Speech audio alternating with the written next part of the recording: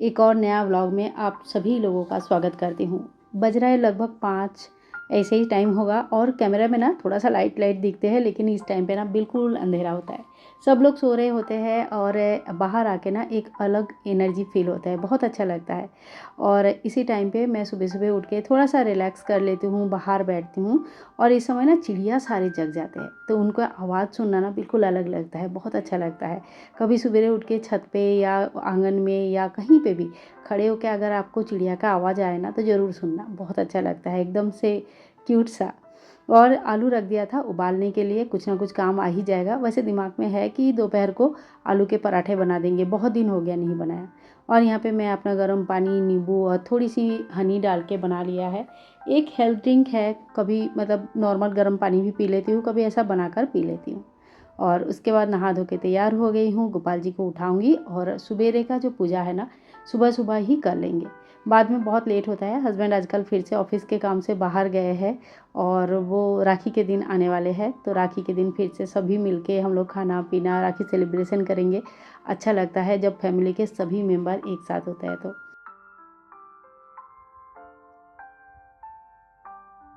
और यहाँ पे मैं दूध गर्म करने के लिए रख लूँगी और दूध का जो मलाई होता है ना, वो भी एक लोटे में जमा करके रख लेती हूँ। सवेरे का काम जो होता है, पूजा का जो सीक्वेंस है, वो कुछ सेम ही है मेरे लिए रोज़ का। आप लोगों के साथ कई बार शेयर किया हुआ है और ये जो कुछ पेड़-पौधे हैं, इनको पानी चढ़ाना होता है, सूर्य भगवान को पानी चढ़ाना होता है। तो कुछ इस तरह से जो है ना, सुबह का शुरुआत हमारा होता है और उसके बाद लड्डू गोपाल जी को स्नान कराएँगे, कपड़े पहनाएँगे, तैयार करेंगे, उनको भोग लगाएँगे। तो कुछ इसी तरह का नियम जो है ना रोज़ का मेरा रहता है। और क्योंकि अभी सावन ही चल रहा है और ये वाला जो ड्रेस है ना, ये मैंने वृंदावन से लेके आई थी। बहुत क्यूट सा ड्रेस है, अच्छा लगता है, पहनाने में भी ईज़ी है, जल्दी पहन लेते हैं और पहन के देखने में भी अच्छा लगता है। तो इसके लिए आजकल इस टाइप के जो ड्रेसेस है ठाकुर जी का, वो पहना रही हूँ और इसके बाद धूप दीप कर दूँगी। और हाँ, एक क्वेश्चन और आया था कि आप मंदिर में 2 दिया क्यों लगाते हो? तो 2 दिया देखो रोज़ नहीं लगाती हूँ। 2 दिया कब लगाती हूँ, कभी कोई मेन त्योहार रहता है, कभी जैसे गुरुवार का पूजा मैं करती हूँ तो उस दिन 2 दिया लगाती हूँ। तो कुछ इस तरह से कुछ अलग चीज़ें रहते हैं ना, जैसे सावन के सोमवार हो गया या तीज हो गई, तो उस टाइम पे 2 दिया लगता है, नहीं तो नॉर्मली पूरे मंदिर में 1 ही दिया मैं लगाती हूँ।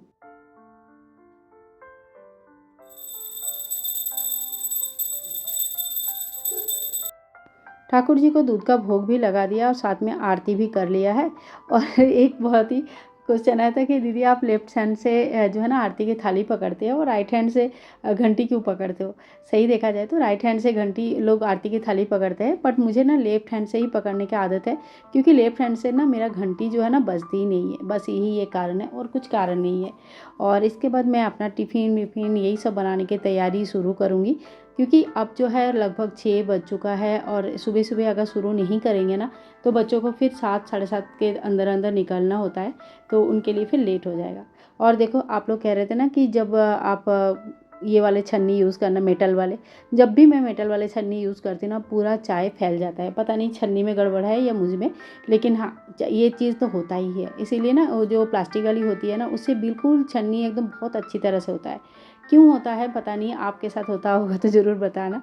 और यहाँ पे मैं बारीक-बारीक आलू, प्याज़ सारे काट लिया है, थोड़ा-सा सिंदाना दिया है और इनको सब अच्छे से भूजेंगे और ब्रेड मिक्स करके ब्रेड पोहा बना देंगे।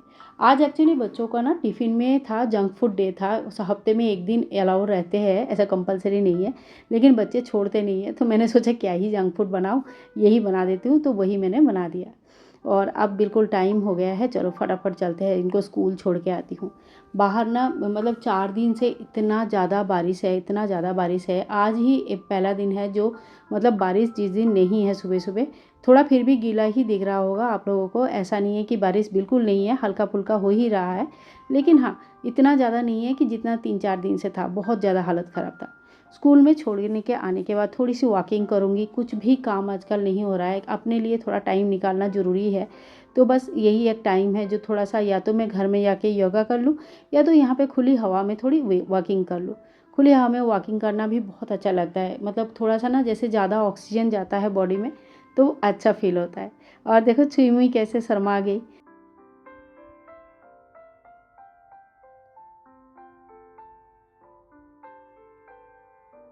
नीचे जब गई थी ना, थोड़ा सा मुझे फूल मिल गया था। लेके आई हूँ ठाकुर जी के सामने, छोटा सा एक कटोरे में ना पानी रख के, और ये सारे फूल रख दूँगी। एकदम खुशबू आता है और देखने में भी अच्छा लगता है। मंदिर को थोड़ा सा सजा के रखो तो बड़ा अच्छा लगता है। और इसके बाद चीनी की पराठे बनाऊँगी। पता नहीं एक कमेंट ना बार बार आ रहा था, ठाकुर जी को चीनी की पराठे का भोग नहीं लगाओगे। तो मुझे लगा ना, पहले तो मतलब सही देखा जाए तो मैं काफ़ी सारे पराठे का भोग लगाती हूँ, और पराठे मेरे घर में बहुत बनते हैं। लेकिन चीनी के पराठे में इससे पहले शायद ही एक आध बार कभी बनाया होगा, बहुत रेयरली बनाती हूँ। तो मुझे लगा क्या पता हो सके ठाकुर जी को भूख लगी है, चीनी की पराठे खाने का मन हो रहा है। तो मैंने आने के बाद फिर चीनी की पराठे बनाया। और वैसे तो दूध का फल का भोग लगा के गई थी मैं। और ये जो 2 पराठे बनाऊंगी, फटाफट बन गया है, बहुत अच्छा बना था, और सच में टेस्टी भी बनी थी। जब अंदर घी और चीनी एक साथ जाता है ना, फिर गर्म होता है और चीनी गल जाता है, तो ये ना एक अलग ही टेस्ट देता है। थोड़ा सा गरम गरम खाओ ना इसको तो टेस्टी लगता है। बच्चों के लिए तो सही है, अगर आपके घर में छोटे छोटे बच्चे हैं और समझ में नहीं आ रहा कि क्या दूँ, तो कभी कभी ये चीज़ बना के देख सकते हैं। अच्छा लगा, मुझे तो अच्छा लगा। तो चलो ठाकुर जी को लगा देते हैं भोग। इस तरह से मेरा ठाकुर जी का भोग लग जाता है।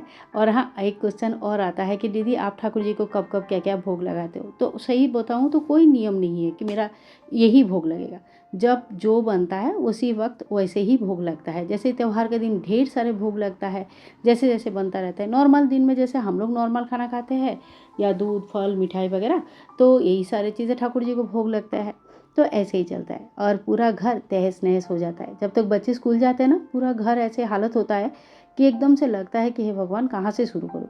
लेकिन हाँ, शुरुआत तो करना ही पड़ता है। धीरे धीरे करके घर को साफ़ कर लिया, बच्चों का जो बुक सेल्फ है इसको भी साफ़ कर लेंगे, झाड़ेंगे, डस्टिंग वगैरह कर लेंगे।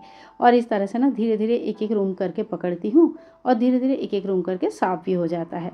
घर साफ़ हो जाता है तो थोड़ा सा ना एनर्जी फील होता है, मतलब एक पॉजिटिविटी फील होता है। क्लटर्स ना बहुत ज़्यादा नेगेटिविटी देता है। जहाँ पे बहुत ज़्यादा कपड़े जमा है, बहुत ज़्यादा बुक्स जमा है, या तो फिर ऐसा कोई कोना जहाँ पे आपका यूज़ के कोई सामान नहीं है फिर भी भरा हुआ है, तो वो सारे जगह देखना, जब भी हम देखते हैं ना, तो हमारे दिमाग में एक प्रेशर आता है, और वही नेगेटिविटी है। तो उस चीज़ से बाहर निकलने का बस एक ही तरीका है कि जो चीज़ आपको नहीं चाहिए उस चीज़ को धीरे धीरे खाली करो। मेरा भी पहले ना ये सब चीज़ों में बहुत ध्यान नहीं देती थी, लेकिन अब मुझे लगता है कि हाँ, सच में हमें जो चीज़ नहीं चाहिए उसको खाली कर देना चाहिए। घर जितना खाली रहेगा उतना घर को सांस लेने में ईजी रहेगा, और घर जितना अच्छे से सांस ले पाएगा ना, उतना ही घर में अच्छे से पॉजिटिविटी रहेगा। और देखो, छुपा रुस्तम निकला, मैंने तो देखा ही नहीं कब फूल गया ये। इतना सुंदर फूल आया है, कलर इसका माय गॉड, बहुत बहुत प्यारा। और ये येलो वाला था, मैंने दिखाया था ना, 2 पेड़ लिया था, एक येलो वाला और एक रेड वाला। रेड वाले में तो 2 फूल, इतने प्यारे, इतने क्यूट। लेकिन दुख की बात ये है कि बस एक ही दिन के लिए फूल आता है, शाम तक फूल बंद हो जाता है और अगले दिन मुरझा जाते हैं। पर ठीक है, एक दिन के लिए सही, लेकिन है तो बहुत क्यूट। और पता है, इतना ज़्यादा बारिश हो रहा था ना, बहुत ज़्यादा बारिश हो रहा था, इसके वजह से 3-4 दिन से सारे कपड़े पड़े थे। धोऊँ तो सुखाऊँ कैसे? सुखाएगा नहीं तो बास आएगा। ये सारे बहुत सारे चिंता करते करते ना हुआ ही नहीं। आज थोड़ी सी धूप आया था, बारिश बंद था, तो मैंने फटाफट सारे कपड़े धोए, धूप में सुखाया, और कुछ चीज़ें मंगा लिया है ब्लिंकिट से। और इसमें चीज़ है, एक दही है, थोड़ा सा मैदा है। ये सारी चीज़ें घर में होना ज़रूरी है, जैसे जैसे ख़त्म होता है मैं मंगा लेती हूँ। तो ये सारी चीज़ें अपनी अपनी जगह पे रख लेंगे, और तब तक कपड़े धो के तैयार हो गया। तो कपड़े भी धीरे धीरे फैला देंगे, जब तक धूप है तब तक तो ये सारे सूख जाना चाहिए। बाद में तो हालत फिर से ख़राब हो जाती है। यहाँ पे तो कब बारिश आती है, कब धूप आता है, कोई ठिकाना नहीं है।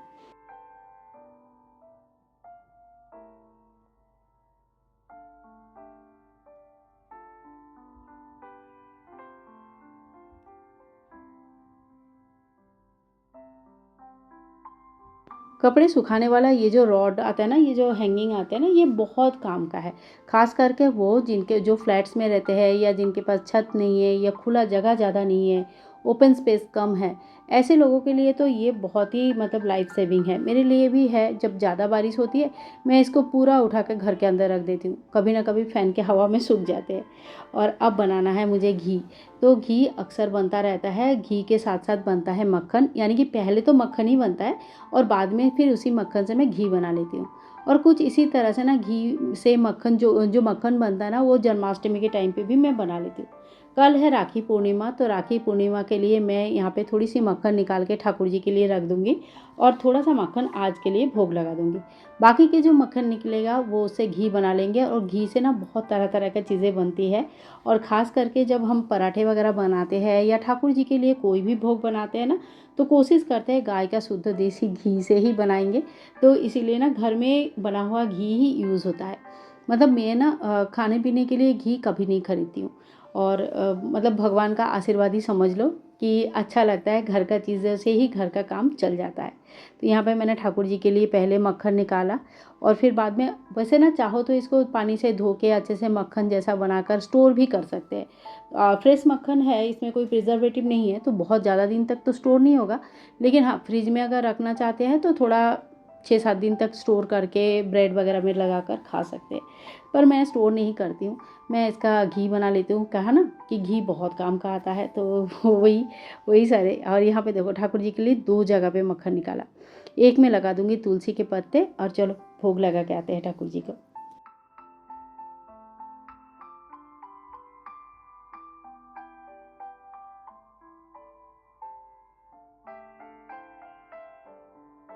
और यहाँ पे इस कढ़ाई में घी बनाने के लिए रख दूँगी। थोड़ा सा टाइम लगेगा, लेकिन अभी मैं खाना वाना बनाऊँगी तो किचन में ही मुझे रहना है, इसीलिए ज़्यादा चिंता नहीं है। एक तरफ घी बनता रहेगा, दूसरे तरफ मैं जो है ना आलू तैयार कर रही हूँ। आज आलू के पराठे बनाऊँगी। तो ये मेरा आलू मैंने उबाल के रखा था, सवेरे ही आप लोगों को दिखाया। सुबह-सुबह उठते ही मैंने आलू रख दिया था। बहुत दिन बाद आलू के पराठे बना रही हूँ, और बच्चे ना बड़े मन से खाते हैं जब इनको कुछ इस तरह का पराठे वगैरह मिल जाता है। एक्चुअली ना इनको भात बिल्कुल पसंद नहीं है, राइस बिल्कुल नहीं खाना चाहते हैं। कभी कभी राइस, जीरा राइस या पीस राइस या इस तरह का कुछ चीज़ें बना दो ना, तब फिर भी खाते हैं। नॉर्मल दाल भात खाना इनको बिल्कुल पसंद नहीं है, ये रोटी खाना इनको ज़्यादा अच्छा लगता है। तो यहाँ पे मैं आलू के पराठे बनाऊँगी। और जैसे ही मैंने पराठे बनाना शुरू किया, बाहर का मौसम बनने लग गया था। मतलब जैसे सवेरे खाली खाली सा था, मतलब क्या कहूँ, एकदम से थोड़ा थोड़ा ऐसा लग रहा था कि बारिश गई, धूप आने वाला है, थोड़ा सा क्लियर मौसम लग रहा था ना। लेकिन नहीं, अभी दोपहर को सच मानो इतना ज़्यादा बारिश हुआ, इतना ज़्यादा बारिश हुआ। और ठीक उसी टाइम पे हुआ जिस टाइम पे मुझे बच्चों को लेने के लिए निकलना था। नॉर्मली देखा है ऐसे ही होता है। आगे का तो वीडियो मैं रोड में तो क्या ही शूट करूँ, क्योंकि वो मैं मतलब ये मान के चलो मेरे लगभग घुटने तक पानी जमा हो गया था इतने टाइम पे। इतना ज़्यादा बारिश यहाँ पे होता है ना कि जैसे ही बारिश कम हो जाता है तो पानी निकल जाता है, ऐसा नहीं कि पानी जमा ही रहता है। लेकिन जिस वक्त बारिश होती है ना, उस वक्त बहुत ज़्यादा पानी जमा हो जाता है, और फिर कहीं जाना आना बहुत मुश्किल होता है। लेकिन बच्चे स्कूल में हैं, हम छोड़ नहीं सकते, तो कितनी भी पानी जमा हो और कुछ भी हो जाए, हमें तो जाना ही पड़ता है। और ये हमारा बढ़िया सा आलू के पराठे बन के तैयार हो गया है। आज भीग भीग के आएंगे बच्चे, तो कम से कम खा के मतलब खुश हो जाएंगे।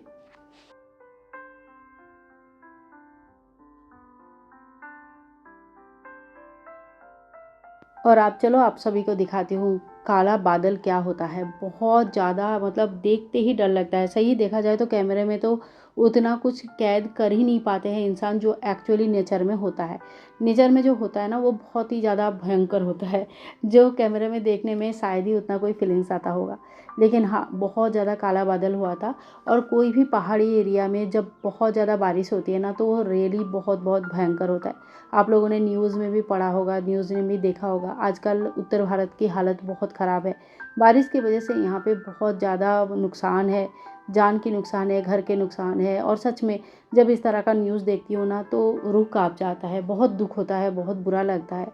कभी ना कभी ऐसा लगता है, गिल्टी फीलिंग्स भी होती है कि शायद हम इंसानों ने ना नेचर को उनकी जगह, उनका जो है पोजीशन, वो पोजीशन में उस जगह में रहने नहीं दिया होगा, जिसकी वजह से नेचर फिर वापस आते हैं और अपनी चीज़ वापस मांगती है।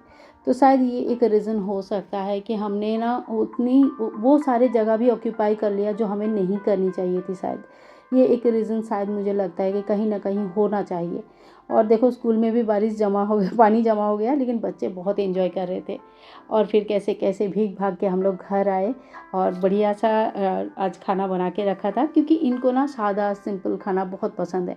इनको बहुत ज़्यादा तामझाम नहीं चाहिए, 25 सब्जियाँ नहीं चाहिए, पंचो व्यंजन नहीं चाहिए। इनको ऐसा चाहिए जो एक ही चीज़ हो, लेकिन वो खाने में हेल्दी और टेस्टी हो। तो बस आज का व्लॉग फिर यहीं पे एंड करूँगी। शाम के टाइम पे और बारिश नहीं थी, मैंने धूप दीप ओपन जगह पे ही कर दिया। वो लाल वाले बॉक्स के बारे में पूछते हो ना, वो जिस दिन बारिश होता है ना उस दिन उसके अंदर डालती हूँ दिया को। तो आज का ब्लॉग मैं यहीं एंड करूँगी। आई होप आप लोगों ने ब्लॉग को एंजॉय किया होगा। अगर अच्छा लगा तो please like share and comment. तब तक के लिए bye bye and take care.